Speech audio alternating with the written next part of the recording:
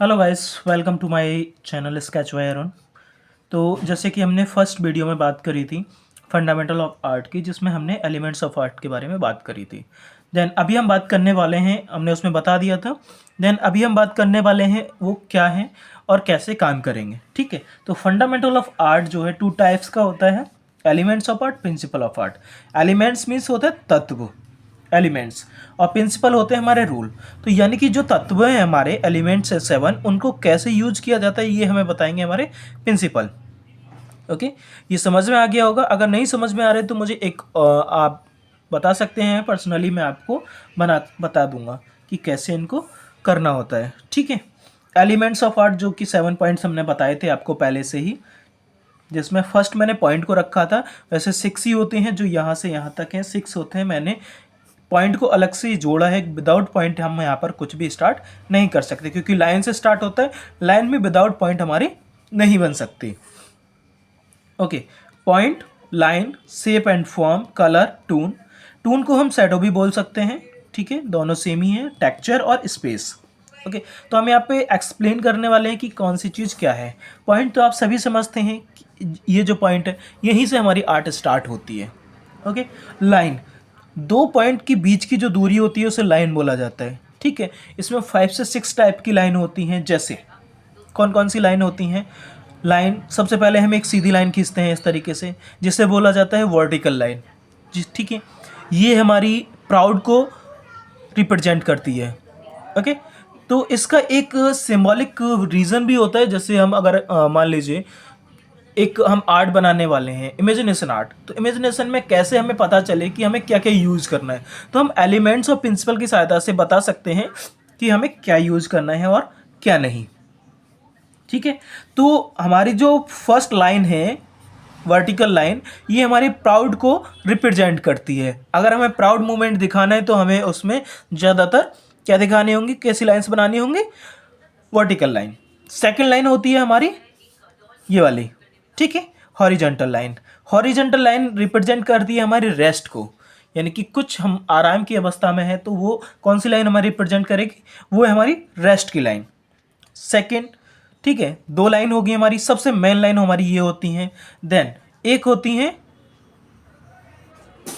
ठीक है, circle line भी बोल सकते हैं, कर्व लाइन भी बोल सकते हैं। ओके, एंड जिगजैग लाइन 4 हो गई हमारी। ठीक है, जिगजैग लाइन जो होती हैं, इस तरह की लाइन हमें विचलन का, यानी कि थोड़ा सा घबराहट महसूस करवाती हैं। ये लाइन हमेशा हम यूज करते हैं जहां हमें इस तरह का कुछ दिखाना हो, नाटकीय कुछ दिखाना हो, या फिर लहरें दिखानी हो, या फिर कुछ नेगेटिव दिखाना हो, तो हम इन लाइंस का यूज करेंगे। सर्कल लाइन आपको सबको पता है कि हर जगह यूज होती हैं। हम किसी भी लाइन को, किसी भी मूवमेंट को, किसी भी शेप को कोई फॉर्म देते हैं। अगर मान लीजिए कि हमने कोई शेप बनाई, ये हार्ट बनाई, विदाउट सर्कल की हम इसको कंप्लीट नहीं कर सकते लाइन को। ठीक है, क्योंकि विदाउट, हमने सीधी लाइन खींची, बट जो भी कोई भी हम ऑब्जेक्ट बना रहे हैं तो उसमें हमें ज़रूरी होता है कि हम उसमें ये लाइन को ऐड करें। ओके, तो ये लाइंस का सबसे मेन होता है, इफेक्ट भी होता है, सब कुछ होता है इनका। ओके, सेकंड चलते हैं हम शेप एंड फॉर्म पे। अभी हमने लाइन समझा, अभी हमने देखा कि 2 पॉइंट को जोड़ करके एक लाइन बनाई। अब 2 या 3 लाइंस को जोड़ करके हम बनाते हैं एक शेप। शेप होती है 2D और फॉर्म होती है 3D। दोनों में यही डिफरेंस होता है, अच्छे से समझ लीजिएगा। Shape and form, form 3D होती है, शेप 2D होती है। ठीक है, जैसे अब दोनों में क्या डिफरेंस है वो भी मैं बता देता हूँ। हमने 2 या 3 लाइंस को जोड़ा और ये एक शेप बन गई हमारी, ट्रायंगल शेप। अगर हम 4 लाइंस को मिलाते हैं तो ये हमारा बन जाता है राइट एंगल। ठीक है, अगर इक्वल हम बनाते हैं 4 लाइंस को तो ये बन जाता है हमारा स्क्वायर। तो इस तरीके से हमारी शेप तैयार हो जाती है। जब इसमें हम 3 डायमेंशन डालते हैं या फिर हम इसको शैडो करते हैं तो ये 3D में कन्वर्ट हो जाता है, जिससे बोला जाता है फॉर्म। तो दोनों का डिफरेंस आपको समझ में आ गया होगा। अब दोनों एक नहीं लग रही होंगी आपको। ओके, फोर्थ है हमारा कलर, थोड़ा ब्रॉड है, तो हम इसको दूसरे पेज पे जाके देखते हैं कि क्या है इसमें, है ना, क्योंकि ये थोड़ा ज़्यादा है, एक्स्ट्रा इसमें चीज़ें दे रखी होती हैं। तो हम यहाँ पर देखेंगे कलर। कलर थोड़ा ब्रॉड होता है क्योंकि कलर बहुत मेन होता है कोई भी पेंटिंग में और किसी भी ऑब्जेक्ट में या पेंटिंग में हमारी में। ठीक है, कलर हमारे 3 होते हैं प्राइमरी कलर। हम ऐसे ट्रायंगल के एक उसमें शेप में बना सकते हैं। इससे हमें पता चल जाता है कि हमें इससे जो हमारे नेक्स्ट कलर बनने वाले हैं वो कौन से हैं। अगर हमारे पास 3 कलर्स हैं तो हम ऑल कलर्स हम बना सकते हैं आराम से। जैसे फर्स्ट है हमारा रेड, येलो एंड ब्लू, ये होते हैं हमारे प्राइमरी कलर। और जो इन तीनों को मिलाकर के बनाए जाते हैं वो बोले जाते हैं हमारे सेकेंडरी कलर। ठीक है, जैसे रेड और येलो को मिलाया ऑरेंज बना, रेड और ब्लू को बनाया वॉयलेट बना, ब्लू और येलो को मिलाया तो ग्रीन कलर बन गया। ये है हमारे सेकेंडरी कलर। ओके, कुछ न्यूट्रल कलर होते हैं हमारे, जैसे black and white. Okay, black and white को जब हम आपस में मिक्स करते हैं तो ये मिलता है हमें ग्रे कलर। ओके, तो ये हमारे सबसे मेन होते हैं। प्राइमरी कलर हो गए, सेकेंडरी कलर हो गए और न्यूट्रल कलर हो गए। ये 3 टाइप के होते हैं। अगर ये हमारे पास हैं प्राइमरी और न्यूट्रल कलर तो हम ऑल कलर्स बना सकते हैं, ऑल कलर की ऑल शेड्स बना सकते हैं। कितनी शेड बनाएंगे वो डिपेंड आप पे करते हैं कि आप कितनी क्वांटिटी में मिलाते हैं। जैसे एक कलर की जो है, कलर की क्वांटिटी अगर हम परसेंटेज में देखें तो वो 100% होती है। यानी कि अगर हम कलर्स की शेड बनाएं तो 100 शेड एक कलर की बना सकते हैं, रेड कलर की। ओके, रेड कलर की हमने देखा तो कितनी परसेंट होगी, 100%। तो हम इसकी कितनी शेड्स बना सकते हैं, 100 शेड्स बना सकते हैं। ओके, इसी तरीके से तो इसको हम 100 नाम भी दे सकते हैं। जैसे आपने देखा ही होगा, अगर हम वाइट मिलाते हैं इसमें पिंक हो जाता है, और वाइट मिलाते हैं तो लाइट पिंक हो जाता है, डार्क पिंक हो जाता है। इस तरीके से ये और टाइप्स की हमारी शेड बन सकती हैं। ठीक है, कुछ और एक और होते हैं जिन्हें हम ट्रिंगी कलर बोला जाता है, जो हमारे प्राइमरी और सेकेंडरी कलर्स को मिला करके बनते हैं। ठीक है, वो और होते हैं, जैसे हम आपस में इन कलर्स को मिलाते जाएंगे ये और बढ़ते चले जाएंगे। जैसे बहुत सारे पहले हमें एक बॉक्स मिलता था कलर का जिसमें 6 शेड आती थी ओनली, जो ये वाली शेड होती थी। फिर हमें 12 शेड मिलने लगी एक बॉक्स में, अब हमें 24 मिल जाती हैं, 48 मिल जाती हैं। इस तरीके से हमें अलग अलग कलर की शेड मिल जाती हैं। ठीक है, तो वो क्या होता है, मेन कलर हमारे यही हैं, जो हमारे पास ये वाले कलर हैं। तो वो क्या होती है, हमारी ये वाली शेड्स होती हैं जो हमें इनको मिला करके आपस में मिला करके हमें मिलती हैं। ये समझ में आ गया होगा अच्छी तरीके से। अगर नहीं समझ में आ रहा है तो मुझे पर्सनली कमेंट कर दें, मैसेज कर दें, मैं समझाने की और अच्छे से कोशिश करूँगा। ठीक है, दूसरा, हम लाइट शेडिंग के लिए क्या करेंगे, हमें वाइट मिक्स करना होगा। किसी भी कलर में हम अगर उस कलर की हमें लाइट शेड चाहिए तो उसके लिए हमें वाइट मिक्स करना होता है। और सबसे जो वाइट शेड होती है किसी भी कलर की, मान लीजिए हमें रेड कलर की सबसे वाइट शेडो मिल जाती है तो उसे बोला जाता है टिंट। ओके, क्या बोलते हैं, टिंट। जो कलर मेन कलर की सबसे लाइट जो शेडो होती है उसे टिंट बोलते हैं। ओके, और डार्क शेडो के लिए हम ब्लैक का इस्तेमाल करेंगे, बट वाटर कलर में हम ब्लैक का इस्तेमाल यहाँ पर नहीं करेंगे, वाटर कलर में हम अवॉइड करेंगे।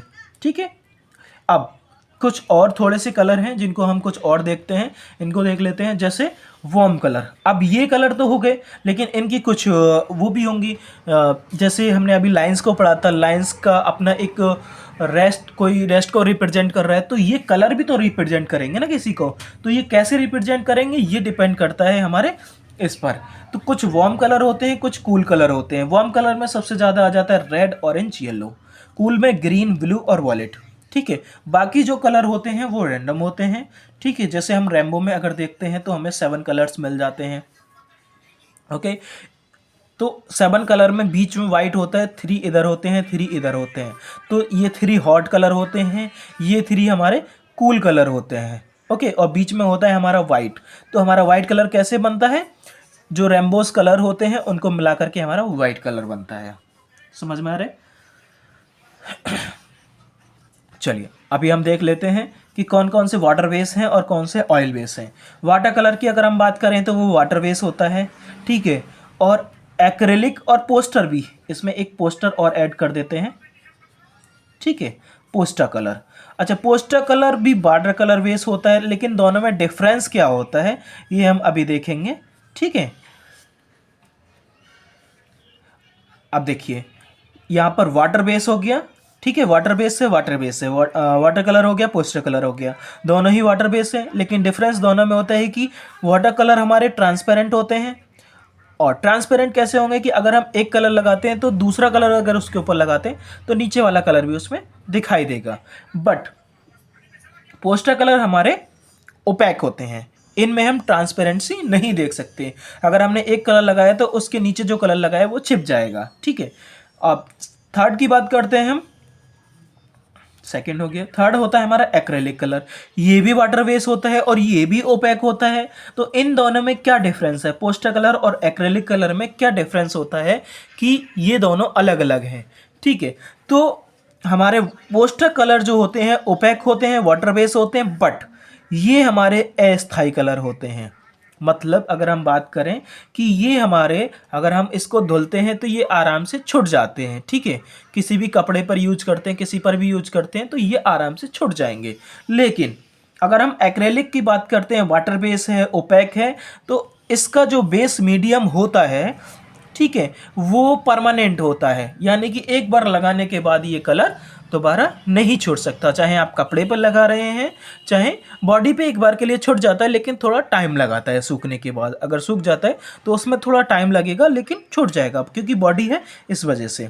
लेकिन कपड़े पे ये कभी भी नहीं छूटता है, पेपर से कभी भी नहीं छूटता है। चाहे आप धुल देंगे कपड़ा, पेपर खराब हो जाएगा पर ये छूटेगा नहीं, ठीक है। तो समझ में आ गया होगा दोनों में, तीनों में क्या डिफरेंस है, वाटर कलर में, पोस्टर में और एक्रेलिक में, ठीक है।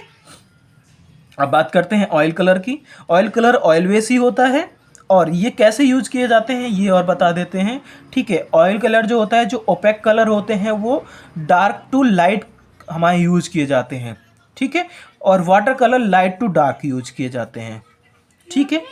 पेस्टल कलर ये हमारे ऑयल बेस भी होते हैं और ये सॉफ्ट भी होते हैं, ड्राई भी होते हैं। ये दो तरह से होते हैं, ऑयल बेस और ड्राई बेस, ठीक है। चौक जैसे होता है सेम वैसे ही हमारे दिखाई देते हैं हमें पेस्टल कलर। और एक ऑयल बेस होता है जिन्हें छोटे बच्चों के लिए क्रेयॉन्स भी बोला जाता है या मॉम कलर भी बोल देते हैं, ठीक है। तो ये समझ में आ रहा होगा। ये कलर हमारा यहाँ पर ख़त्म हो चुका है। वीडियो काफ़ी लंबी जा रही है बट यहाँ पर एक्सप्लेन करना बहुत ज़्यादा ज़रूरी है। एलिमेंट्स कम से कम एक्सप्लेन कर दें तो वो बहुत ज़्यादा ज़रूरी है। नेक्स्ट वीडियो में हम एक्सप्लेन करेंगे आपके प्रिंसिपल्स को, क्योंकि वो भी बहुत ज़रूरी हैं। अभी हमारे पास ज़्यादा कुछ नहीं बचा है। अभी हमारे पास यहाँ पर आ जाता है टून। नेक्स्ट है हमारा टून। टून 3 टाइप्स की होती हैं, डार्क, मीडियम और लाइट, ओके। डार्क, मीडियम और लाइट। जैसे कि आप यहाँ एक ऑब्जेक्ट देख रहे हैं, ये लाइट का सोर्स है यहाँ से, ओके। ये हमारा डार्क मीडियम है, ये हमारा डार्क पॉइंट है, ये मीडियम है और ये हमारा लाइट है, ओके। तो यहाँ पर 3 टाइप्स की शैडो होती हैं। जब कोई लाइट पड़ती है किसी भी उस पे तो वो 3 टाइप से अपनी शैडो छोड़ती है। तो ये शैडो जो होती है उसी को बोला जाता है टून, ठीक है। जो 3 टाइप्स में होती है, ये कलर में भी होगी और हमारी पेंसिल सेटिंग में भी होगी। अगर आप पेन से भी कर रहे हैं, किसी भी मीडियम से कर रहे हैं, तो आपको 3D इफेक्ट लाने के लिए इनको क्रिएट करना ही पड़ेगा, ओके। नेक्स्ट चलिए हम बैक चलेंगे 1 मिनट के लिए, थोड़ा सा जो हमारा यहाँ पर था पहले से ही। अब यहाँ पर आ जाता है एक टेक्सचर और स्पेस, ये 2 चीज़ें बनती हैं, ठीक है। टेक्सचर को हम अभी समझा देते हैं, पहले स्पेस को समझ लेते हैं। स्पेस हमारा 2 टाइप का होता है, नेगेटिव और पॉजिटिव। यहाँ पर आप देख रहे होंगे ये पेंटिंग बनी हुई है एक छोटी सी, जहाँ पर इसमें हर्ट है, माउंटेन्स हैं, ग्रास है, पेड़ है, ठीक है। तो इसको पूरी पेंटिंग को बोला जाता है कंपोजिशन। देन अब जो हमारे ये वाले हैं, हमारे जो ऑब्जेक्ट हैं, इनको बोला जाता है पॉजिटिव स्पेस। और जो हमारा बैकग्राउंड बचा हुआ है यानी कि जो खाली स्पेस है उसे बोला जाता है नेगेटिव स्पेस। दोनों ही हमारा मेन होता है किसी भी पेंटिंग को बनाने के लिए। समझ में आ रहा होगा अच्छी तरीके से। अब टेक्सचर क्या है, टेक्सचर कई टाइप का होता है। एक तो हम धरातल का टेक्सचर देखते हैं कि धरातल का टेक्सचर क्या है। दूसरा हम पेंटिंग में ये भी देखते हैं कि वो पेंटिंग किस तरह की है, ठीक है। तो पेंटिंग में टेक्सचर की बहुत मेन भूमिका होती है। अब धरातल हमारा कोई भी है, यानी कि ये हमारा बैकग्राउंड है, ये हमारा जो पेपर है, इसका टेक्सचर अगर हम बात करें, ठीक है। जैसे मैं ये देख रहा हूँ, ये चिकना है, कुछ होते हैं जो रफ होते हैं, थोड़े से खुदरे होते हैं, ठीक है। इसी तरीके से ये टेक्सचर हमें देखने को मिलता है। मान लीजिए अभी मैं हट बना रहा हूँ, ठीक है। तो हट का अगर मैं अलग तरीके से उसको पेंट कर दूं तो उसमें वो टेक्सचर नहीं आएगा। तो मुझे ये जो छत है ठीक है, इसको दिखाना ही पड़ेगा उसकी शेप में। तो ये टेक्सचर में आ जाता है, खुरदरी भी दिखानी पड़ेगी, बांस टाइप में दिखाना पड़ेगा, जैसा है वो वैसा ही दिखाना पड़ेगा। पेड़ का टेक्सचर है, पेड़ बाहर की तरफ से कैसा होता है वो हमें टेक्सचर दिखाना पड़ेगा, वरना अगर हम ऐसे ही कलर कर देंगे नॉर्मली तो वो ऐसे लगेगा जैसे कोई टेक्सचर उसमें है ही नहीं। अब जैसे ये कालीन है, यहाँ पर जो टेक्सचर इसमें दिखाई दे रहा है इसी टेक्सचर की हम बात कर रहे हैं। समझ में आ गया होगा। तो ये हमारे एलिमेंट्स यहाँ पे ख़त्म हो चुके हैं ऑल। अगर कुछ समझ में नहीं आता है तो आप मुझे डायरेक्टली मैसेज करें, कमेंट करें, आराम से समझ में आ जाएगा आपको। ठीक है, मैं उस पर छोटा सा एक जो भी रील्स होगा सब कुछ बना दूंगा, और अपने दोस्तों के साथ शेयर करें, क्योंकि ज़्यादातर आपको फुल एक्सप्लेन में ये वीडियो बहुत ही कम देखने को मिलती हैं। ठीक है, और अगर आपका कुछ छूट रहा है, आपको समझ में नहीं आ रहा है, तो कमेंट करें कि हमें आपको ये सीखना है, तो मैं आपको वो भी अच्छे तरीके से एक्सप्लेन करूँगा। आई होप ये आपको बहुत अच्छे से समझ में आ गया होगा। मेरा विश्वास यही है कि मैं आपको अच्छी सी जानकारी दूं और अच्छे से आप आर्ट को अच्छे से सीख पाएँ। ठीक है, तो जब तक आप ये चीज़ें नहीं सीख पाओगे, एलिमेंट्स और प्रिंसिपल को, आप प्रॉपर आर्ट बनाना नहीं सीख सकते। ओके, तो इनको सबसे मेन है कि सबसे पहले ये सीखें आप और आगे स्टार्ट करें। लोग कहते हैं कि पोर्ट्रेट से हमें स्टार्ट करना है, बट पोर्ट्रेट से पहले आप ये सीख लें तो ज़्यादा बेटर रहेगा। ठीक है, तो मिलते हैं नेक्स्ट वीडियो में। बहुत बहुत धन्यवाद, आप लोगों ने इतना वीडियो देखा। विदाउट स्पीक किए वीडियो को देखिएगा, क्योंकि अगर स्पीक करते हैं तो कुछ बहुत सारी चीज़ें छूट जाएंगी। Thank you so much. मिलते हैं नेक्स्ट वीडियो में, जिसमें हम एक्सप्लेन करेंगे प्रिंसिपल ऑफ आर्ट को, जो कि इसी का हिस्सा है, बहुत मेन है। ठीक है, थैंक यू।